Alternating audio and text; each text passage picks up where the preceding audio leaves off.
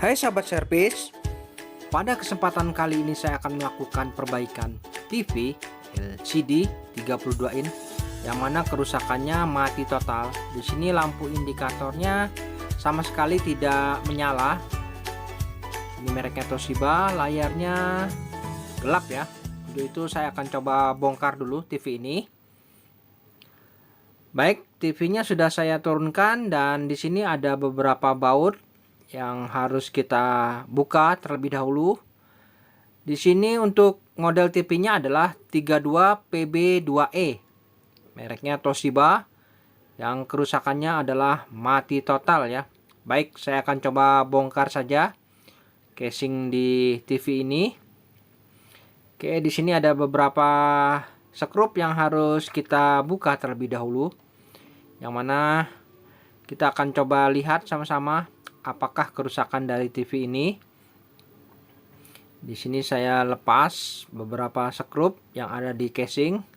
Setelah itu baru kita bisa tinggal angkat saja casing ini. Dan nampak di sini isi dari TV ini adalah ada beberapa komponen yang harus kita ketahui di unit TV ini. Oke, di sini ada mainboard. Nah, seperti ini ya bentuk mainboardnya untuk tipe jenis ini. Oke, kemudian di sini ada blok power supply ya, yang sudah menyatu dengan inverter. Oke, kerusakannya ada di bagian ini kalau mati total. Untuk itu saya akan coba lepas power supply-nya ini dan akan saya coba cari di mana letak kerusakannya ya. Oke, saya lepas dulu. Baik teman-teman, setelah saya lepas blok power supply-nya, nah seperti ini ya blok power supply-nya. Kita lihat di bagian bawah. Mungkin kita bisa cek sama-sama apa saja komponen yang rusak di blok power supply ini. Untuk itu saya coba tes dulu menggunakan multitester. Saya coba arahkan ke skala ohm ya. Kita akan coba ukur komponen apa saja yang kira-kira mencurigakan. Oke, yang pertama kita harus coba cek di bagian kapasitor.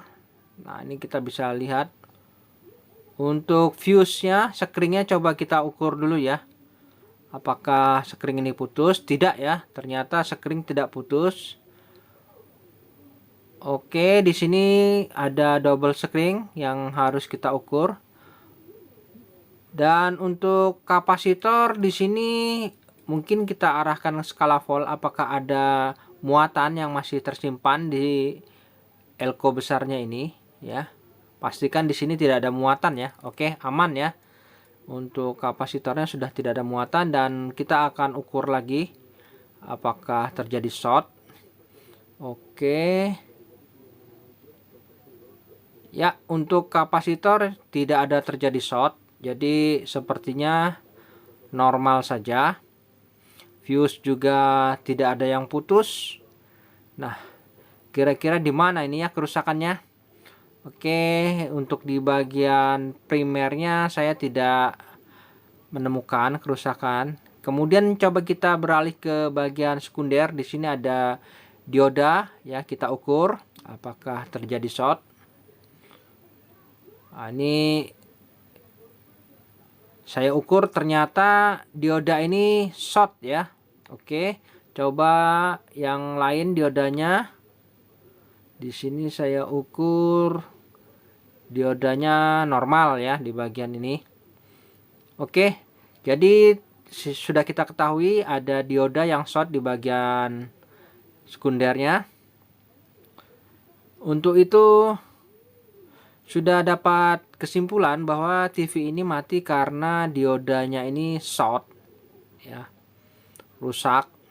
Oke, kita coba lihat lagi lebih dekat. Nah, di sini ada dioda, sepasang dioda yang mengalami short. Untuk itu kita coba pastikan lagi apakah memang benar diodanya ini short. Oke, ini terhubung. Jadi walau dibolak-balik dioda ini short ya, artinya kita harus coba lakukan pergantian saja untuk dioda ini. Jadi saya akan coba lepas dulu dioda ini. Mungkin di antara dua dioda ini salah satunya saja yang mengalami kerusakan ya, jadi kita harus buka saja keduanya untuk memastikan dioda mana yang mengalami kerusakan. Nah, ini saya coba bongkar dulu diodanya. Jadi untuk proses perbaikan power supply, yang pertama kita memang harus ukur dulu di bagian primer apakah untuk fuse sekringnya itu putus atau tidak. Dan tadi ternyata setelah kita ukur ternyata tidak ada masalah pada fuse atau sekringnya, jadi tidak ada short circuit. Lalu kita coba ukur, ternyata di blok sekundernya ini ada dioda ya yang short. Ini saya coba lepas dulu diodanya ini.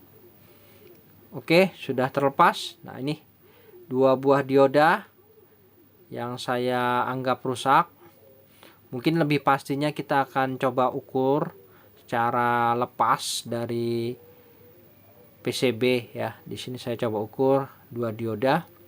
Nah, dioda pertama coba saya ukur. Di sini anoda dan katodanya, positif negatifnya.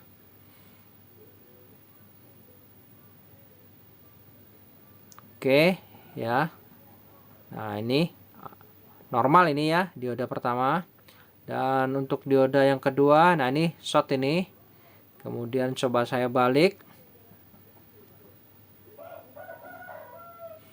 Oke, ya, dioda ini saya anggap rusak ya. Jadi ini saatnya buang saja ya.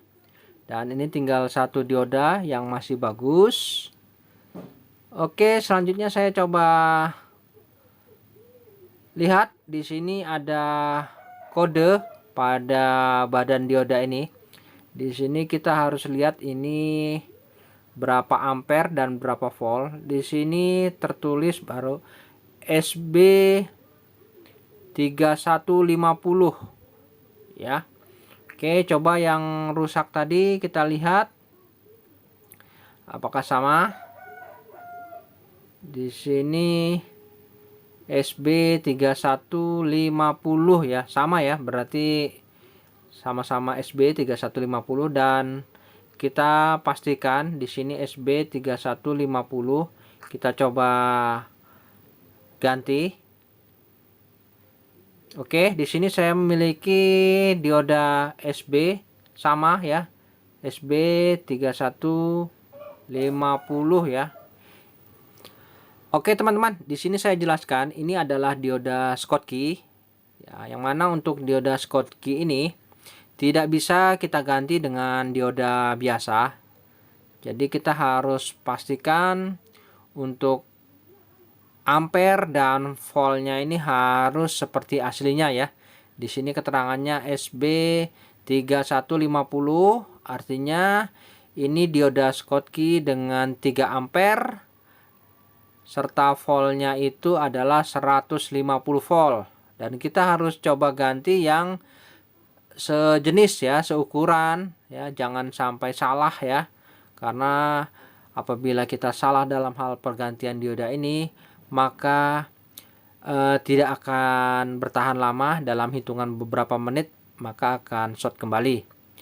Oke, untuk itu saya akan coba ukur dioda Schottky ini apakah normal ya. Oke, normal. Dan kita balik anoda dan katodanya ya, ada hambatan. Oke, ada hambatan ya, berarti ini sudah mantap ya untuk dioda Schottky penggantinya. Jadi teman-teman jangan sekali-sekali mengganti dioda Schottky ini dengan dioda yang biasa, yang bukan Schottky, karena tidak akan mungkin mampu menggantikan peran dari dioda Schottky ini. Karena dioda Schottky ini memang terbuat dari bahan khusus ya. Jadi dia memiliki daya switching yang sangat cepat, sehingga untuk kinerja di power supply ini betul-betul stabil dan mantap ya teman-teman. Memang kadang kita anggap bahwa dioda ini adalah sama saja, walaupun kita ganti dengan ampernya yang lebih besar dengan dioda yang biasa, tidak akan mampu menggantikan peran dari dioda Schottky ini. Jadi untuk teman-teman, apabila mengganti dioda Schottky ini, usahakan ampernya itu harus sama. Lalu untuk voltnya itu tidak begitu bermasalah apabila beda sedikit ya, kurang lebih. Jadi kalau misalkan SB3150 ya, kita ganti dengan SB3100, masih toleransi lah ya, beda di volt, tidak masalah. Tapi alangkah baiknya apabila mengganti harus yang sama ya, untuk menghindari kerusakan selanjutnya. Oke, di sini dioda Schottky sudah saya pasang ya, keduanya sudah saya solder dengan tepat pada posisinya, pastikan anoda dan katodanya. Dan ternyata untuk dioda Schottky yang mengalami kerusakan ini adalah di tegangan 12 volt ya, sedangkan ini ada elko di sampingnya untuk tegangan 5 volt dan diodanya aman saja. Jadi kerusakan di bagian tegangan 12 voltnya. Oke, di sini ada keterangan di pin-pinnya ini berapa volt ya. Oke, di sini keterangannya ada tegangan 13 volt ya dan 5 volt. Oke, untuk kerusakan dioda Schottky tadi yaitu tegangan di 13 volt. Baik, setelah kita lakukan pergantian dioda ini, kita harus lakukan lagi pengetesan. Apakah memang sudah yakin tidak ada lagi short di bagian dioda Schottky ini? Coba kita pastikan lagi ya. Kita ukur. Oke, tidak ada short.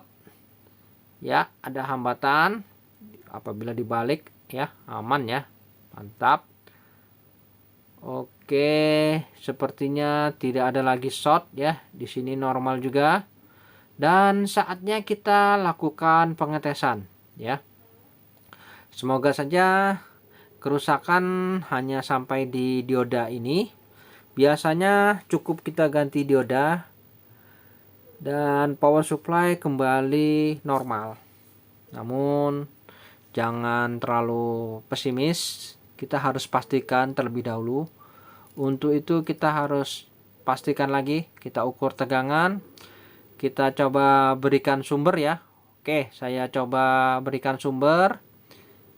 Dan kita akan coba ukur apakah memang sudah normal. Oke, pastikan tegangan masuk di elko pertama yang paling besar ini ya, di bagian primer. Apakah ada input DC-nya sebesar 250 sampai 300? Ya, ada ya, sudah masuk ya. Artinya di bagian primer ini sudah dialiri arus ya. Kemudian apakah di sekundernya ini sudah keluar tegangan 12 volt dan 5 volt? Nah, itu harus wajib. Apabila sudah hadir tegangan itu, pertanda power supply sudah normal. Oke, di sini untuk negatifnya saya lekatkan di body, di ground, dan kita ukur tegangannya ya. Tegangan 12 volt, coba kita ukur. Wah, di sini tidak ada ya, teman-teman. Tidak keluar, dan coba saya arahkan ke skala 50. Tidak ada hadir tegangan 12 volt atau 13 volt. Untuk tegangan 5 volt juga tidak hadir. Artinya power supply ini tidak bekerja. Jadi apalagi tindakan kita harus memperbaiki. Oke, saya cabut dulu ya sumbernya. Kemudian untuk elko di primer ini kita harus buang dulu muatannya. Pastikan di sini pasti akan menyimpan muatan yang cukup besar biasanya. Coba kita pastikan. Oke, tidak ada muatan ya. Berarti kondisinya tidak menyimpan muatan. Oke, sekarang kita akan coba cek lagi di mana letak kerusakannya ya. Di sini kita coba pelajari dari sirkuit ini. Mungkin bisa kita lihat di sini tegangan AC masuk menuju ke dioda kuprok ya. Kemudian nih dioda kuproknya ya. Kemudian dirubah menjadi tegangan DC ya. Ini groundnya. Nah, ini yang positifnya ke sini. Kemudian masuk ke atas. Nah, di sini untuk rangkaian penstabil. Kemudian ada resistor masuk ke ini elko yang paling besar ini ya. Oke, di sini. Kemudian di sini di jumper menuju ke sini. Ya, sebagian ada yang ke bawah. Oke, ini untuk blok inverter ya. Oke, di blok inverter. Coba kita lanjut lagi, masuk menuju ke trafo switching. Oke, trafo switching keluar menuju ke ini blok power, yaitu sebuah IC STR biasanya. Oke ya. Di sini power masuk menuju ke atas ya, blok stabilisernya. Oke, ini blok stabilizer. Kemudian terus menuju ke bagian bawah, ini adalah blok inverter backlight ya. Oke, selanjutnya terus menuju ke trafo switching dan keluar menuju ke IC yang mana ini adalah blok power supply.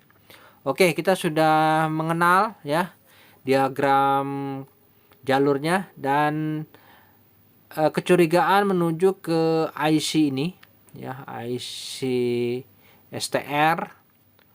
Untuk itu kita akan coba lihat IC STR-nya ini menggunakan seri berapa ya. Jadi kita bisa lihat di sini STR-nya, mungkin kita bisa perjelas ini.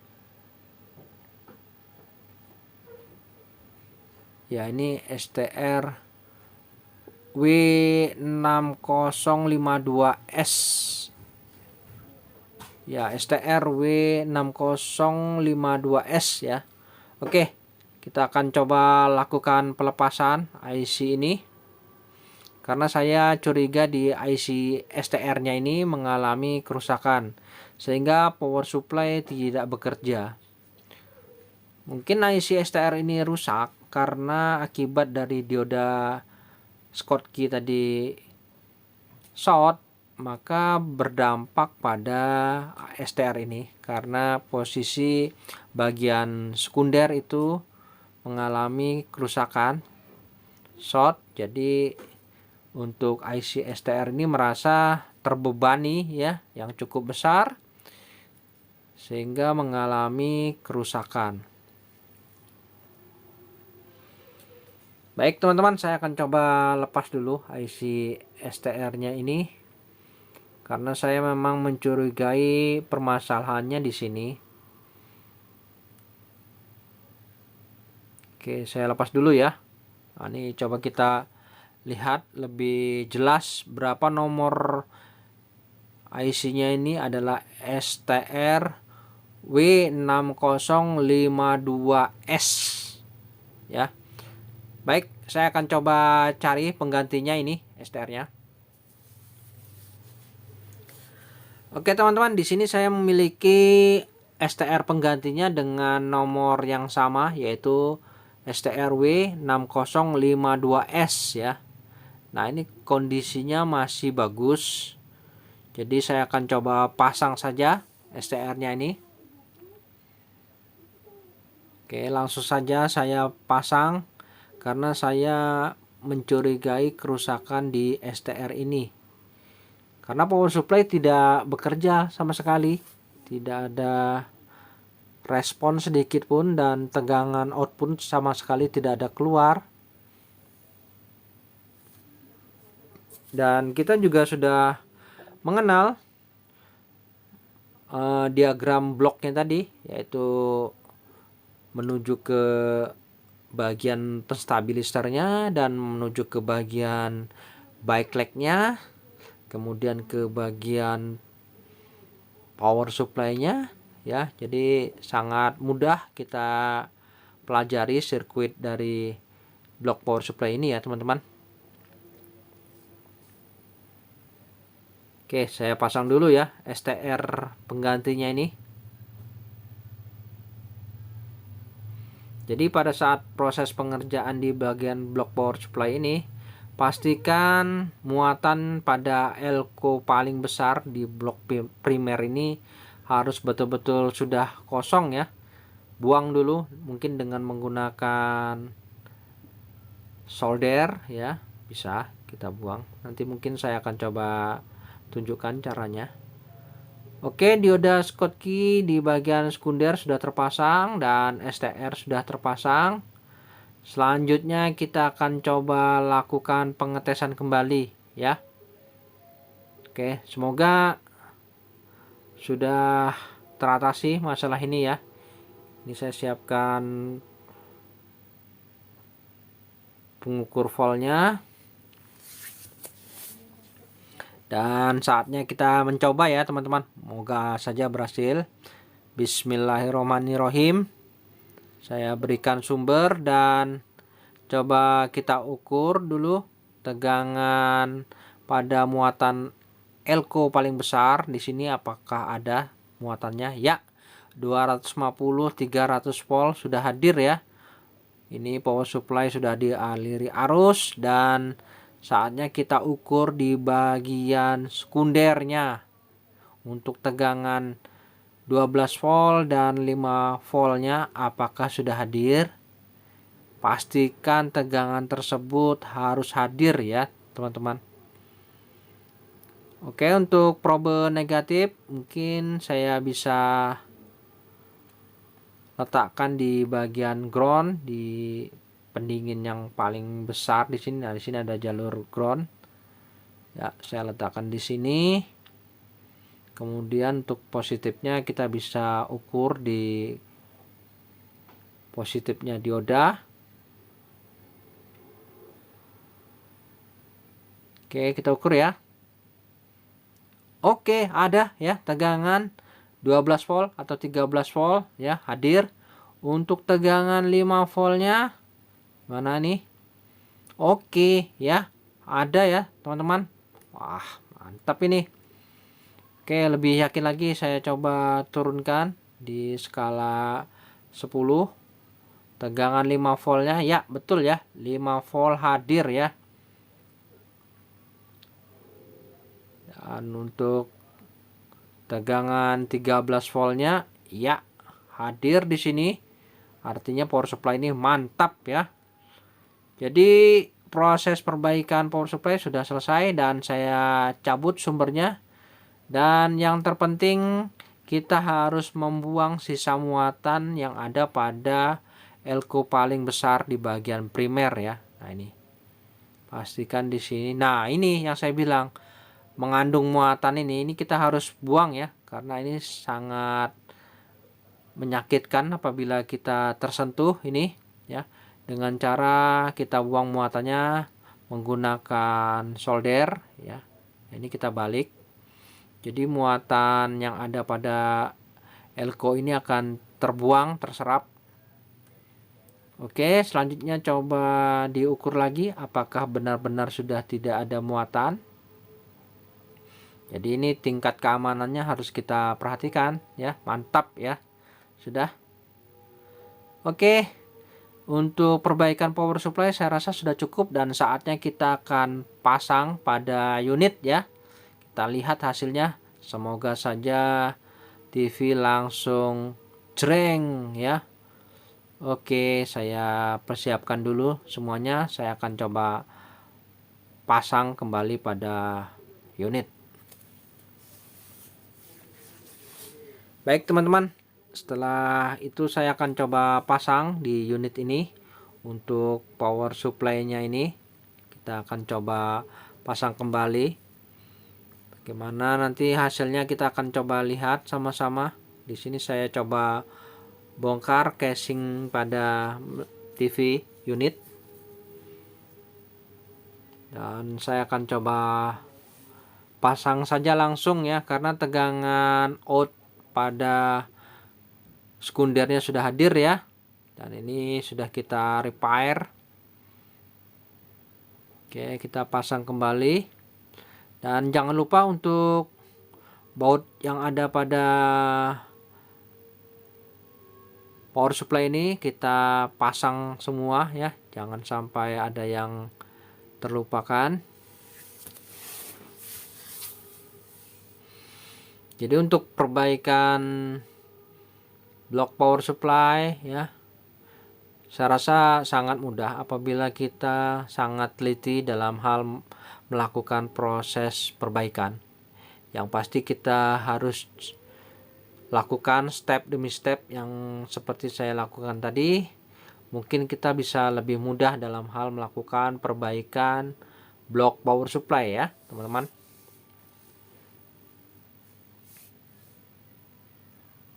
Oke, untuk soketnya jangan lupa dipasang kembali ya sesuai aslinya. Pastikan seluruh soket sudah terpasang.